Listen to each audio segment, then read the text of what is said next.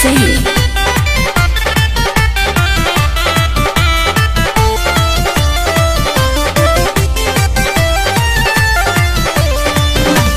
माथा न खराब कर देवरू हके भमा जाके कर देवरू मान जाना हाँ हाँ माथा न खराब कर देवरू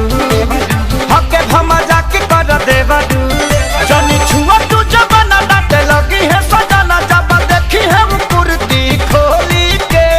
लम्बा लिख के रखला बादाहिनी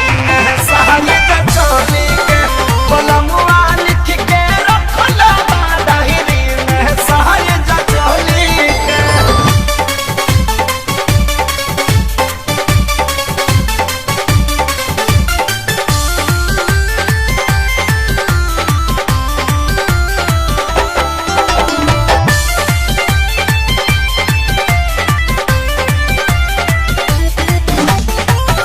हमके चेतैले जब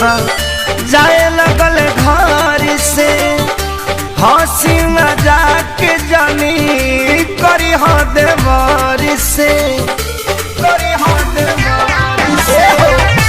हमके चेतैले जब जाए लगल घर से हंसी मजाक जानी करी हो देवर से गाड़ी धरही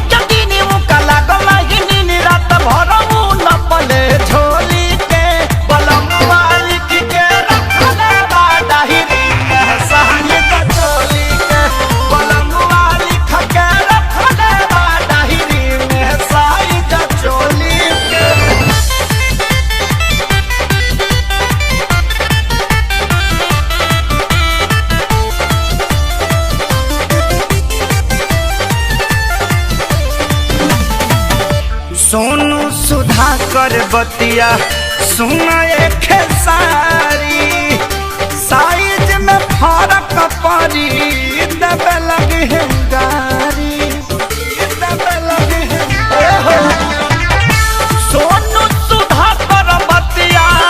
सुना एक सारी साइज में फर्क पड़ी दबे लगी है गारी तो उनके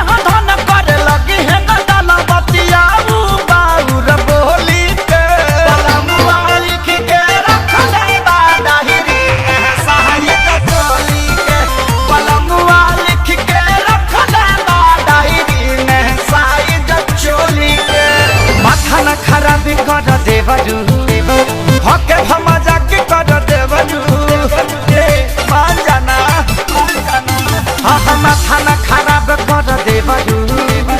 हके भमा जाके कर देवरू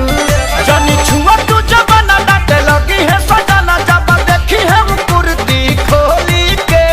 लम्बा लिख के रखला बादाहिनी सहाली के चोली के लम्बा लिख के